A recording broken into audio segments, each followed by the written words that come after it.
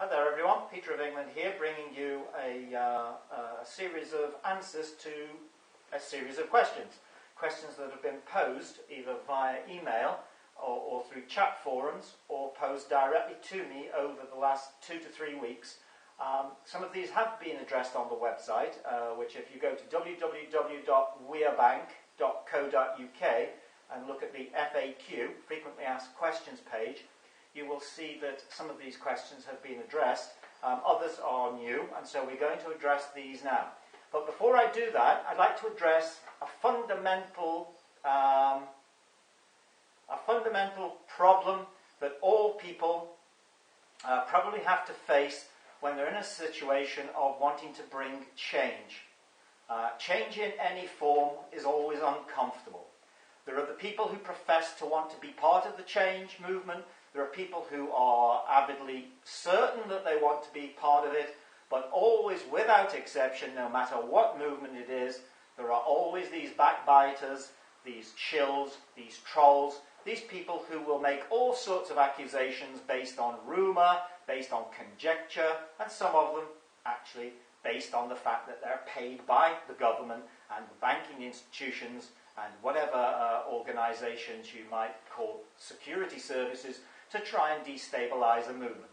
Look, for example, as a prime example, is what happened to the People's Voice, set up by my very good friend David Icke, who I hope is still watching my videos. It didn't last more than 3 months. His hard drives, his security passwords were hacked into, and the whole thing was brought down in a very, very short period of time. And equally that was because of, shall we say, personality differences that crept in. What I'm trying to address at the moment is the questions about my sincerity, my background, who and what I am and what I'm looking to do. There are those of you out there now who will hear people saying, oh, this We're Bank thing and re-movement, it's a sham, it's a fraud, it's a Ponzi scheme, it's something designed to get £10 a month from you, and there's this rumour of a checkbook and real assets. And you don't know whether this is true or not. You have a heart feeling that you think it's true, but there's always those people who are a little bit, should we say, in the balance, indecisive, and can be rocked either way. But let me just assure everybody now, by putting this officially into the public domain in this video, that this is a genuine movement. It has good roots, it has what's called a solid ancestry, and a very, very deep and powerful spiritual hierarchy that rests behind it. There are people involved in this, both on planet and off planet, to an extent that it would make your head spin if you could actually maybe comprehend it fully. So please be assuaged by those words. However, they're only words. If you actually look and find out what I've been doing for the last 12 or 14 years, you'll see that I've been living quite a monasterial life. I spent a lot of time in France, I spent equally as much time in England, but this has taken a lot of work and a lot of thought and a lot of putting together. And I will assure you there are a lot easier ways for me to bring in £10 a month than putting some, shall we say, elaborate scam together. So I'd like to just address that now for all those people out there that are standing next to you, whispering in your ear about what it is and what it isn't. They don't know anything, and 99.99% without fail do not even understand some of the basic concepts of what it's meant to do and what the stages of evolution and unflowering of it will be. And please bear in mind, it's not new.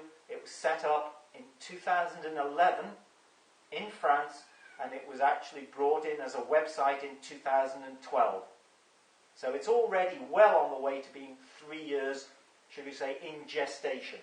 So that's what I wanted to get off my chest, and anyone that's got any doubts about it, then just keep with us and you won't have doubts after a while. Thank you. So now I'm going to move on to the frequently asked questions. First question has come from someone over the internet. Why was We're Bank relaunched at the beginning of April? I've already addressed this point, in fact, and put a dedicated page on the website, and it's this process of what's called prorogation. And it was relaunched at a very specific time when there is, in effect, no de facto government in the Houses of Commons particularly in the House of Parliament, with the 650 plus MPs all returned to their constituency. It has a very, very, very significant constitutional and energetic window in which it's crept through. Okay, the next thing is, why is We a Bank necessary at all? Well, for those people who want to address the point in greater detail, you need to go and look at things like much of the information on the internet about the creation of money, the money masters, the 5 fraudulent facts of finance. You need to find out the process of money, how it's created, and how you have been stolen from since before biblical times. The best analogy I think I can come up with is the analogy of a farmer ploughing a field with a horse drawing his plough. The effort of the horse and the guidance of the man is there for all to see. But the degree of labour and the degree of monetary or energy sweat of the brow theft that is emanating from this process is the equivalent of now the farmer having a rope tied around his waist, attached to a 3-piece suite with a fat banker with a cigar in his mouth, sitting on that seat, drinking champagne, and you, or the farmer, pulling the whole thing through the field. A very conservative estimate on price structuring would be that if you took every single product off the shelf, on the shelf, every goods, service that is rendered, and divide it by a factor of 5, you would have the true price of what you should be paying for those objects. So looking at it another way, if we do our job correctly, you'll be 5 times at least better off than you are now. As to how the maths are worked out, well, just trust us for now. We'll post up these mathematical certainties later, but you're taxed on everything. You're taxed on your pension, you're taxed on your working capital, you're taxed on your PAYE. When you take your PAYE, your salary home, you put that in a bank, you're taxed. Then when you draw your pension, you're taxed. When you put fuel in your car, do you know, between 85 and even as much as 90% of the cost of fuel is tax. It's revenue to the government. Look at the price of a pint of beer. 60 to 70% of that is taxed. Your food's taxed. Everything's taxed. So we have a remedy for that. Which leads on to the first question here. People are concerned about something I've introduced unilaterally and imposed upon the commercial and financial world within the United Kingdom in the name of removement and in the name of, what should we say, the government de jure, i.e. the government in waiting. And that is something called a financial, commercial, UK transaction tax. Yeah? FCUKT, which is pronounced FOCT. Okay, we've looked at the idea of putting it as a 1% tax, but it may go as high as 5%, because it isn't a tax that's imposed upon you. It's not something that We a Bank is delivering onto its membership base, those who are unionising with it. It's predominantly, to clear this misunderstanding up, that it is a tax that we are imposing on the commercial and financial industry. Yeah? So we abolish every single one of the 385 principal taxes and over, I think, nearly 1,000 stealth taxes that you labour under, and we abolish them all. We abolish VAT, we abolish PAYE, we abolish capital gains tax, we abolish council tax, we abolish fuel tax, airport fuel surcharge taxes. Everything gets abolished, and there is a between 1 and 5% tax imposed across the board on financial commercial transactions. So we'll put more of that online soon. Okay, another big one. People are asking this, and I had no idea that people didn't know how to write a cheque. How do I write a cheque? Well, for those who've got the chequebooks, you fill it in on the front of the cheque with your name, your signature, the date, the symbol for the currency you wish to pay in. Next to that symbol for the currency you want to pay in, you enter the amount in figures. And where it says pay, you put the name of the person that you want to pay. So if it's to the Toshiba company or Barclays, you say pay Barclays or the Toshiba company in words £148.43 only, and that's it. Do not sign the back of the cheque. Do not make the cheque payable to yourself. If you're asking for money for yourself, then that might be a way to go. But you can't enter one of these cheques into the system for cash. Okay, hopefully we've clarified that. I never believed people didn't know how to fill in a cheque, but evidently some don't. Okay, next one. Question. The council says that I cannot send a cheque to them to pay for my council tax. I have to make it out and deliver it or pay it in at the post office, making it payable to post office or post office counters. Nonsense, rubbish. The council is a corporate body. It is set up, it has a corporate number, it has a VAT number, and the proof of this is that if you fail to pay your council tax, and it's one of the few taxes, mysteriously, you can be sent to prison for not paying, is it the post office that takes you to court, or is it the council? That hopefully answers the question. No matter what they say, just fill in the cheque, attach the allonge to every cheque you send, and send it to the council or the legal department, whoever has asked for it, and there ends the story. Do not sign the cheque on the back. Do not make it out payable to yourself. Okay, next thing. I've tried recently to pay off my mortgage. I contacted Barclays Bank, and they say because it's a mortgage account, I have to make the cheque payable to myself. If it's in joint names, that would maybe be paying Mr. and Mrs. Johnson £148,000 to pay off the mortgage. Nonsense. It is Barclays or Santander or Mortgage Trust or Mortgage Express, whoever the people are who lent you supposedly the mortgage money are the people that you're looking to pay. You didn't lend yourself the money, so why on earth would you be looking to pay yourself the money in the first place? The mortgage account is a separate account. It's like having an account under the name Johnson and have a separate one under Johnson, but for the mortgage payments to go in. So don't let them fool you or trick you. Stick to your guns. One allonge with one cheque, delivered to Barclays. And what I would suggest, anyone who wants to do this, first, find out from them how much it is you actually owe. Ask them to send a letter to you saying that you want to pay off the mortgage in its entirety. They send you a letter, and then you pay it.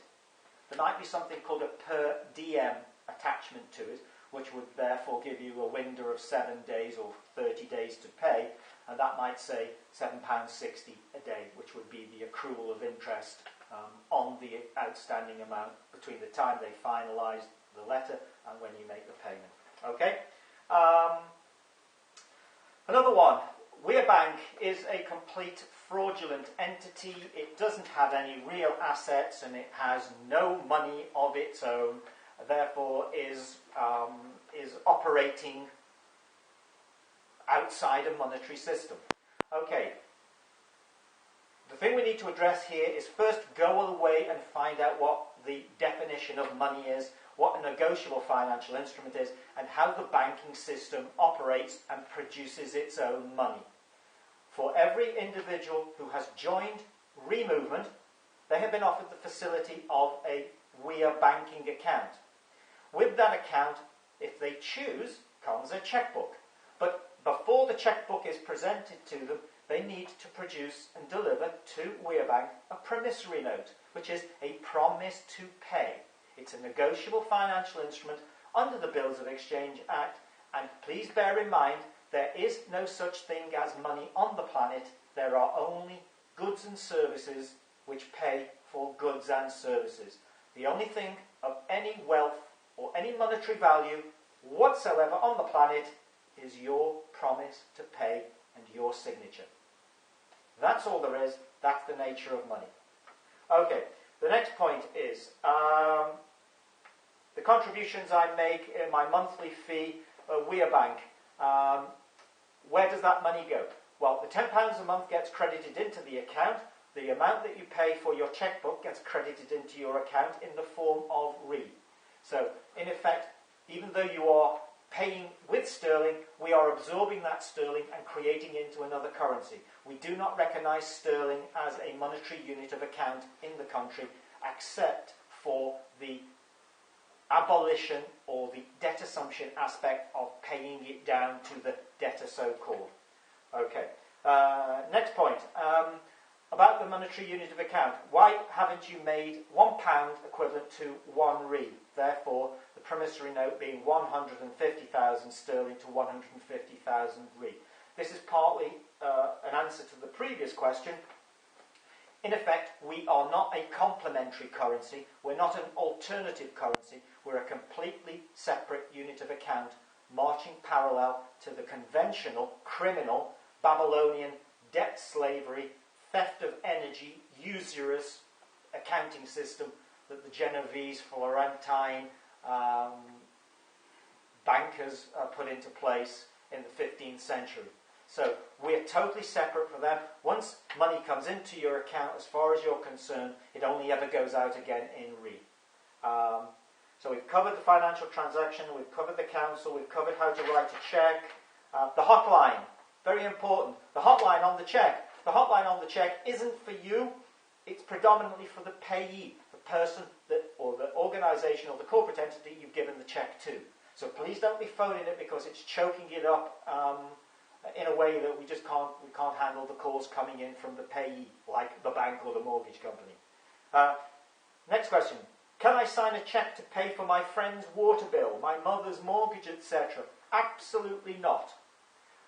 One or two people I said initially when they joined that maybe they could, but we stipulate if that individual cannot be prepared to join the movement and pay £10 a month to become a member, then to be quite honest, it's a facility that we don't want to entertain.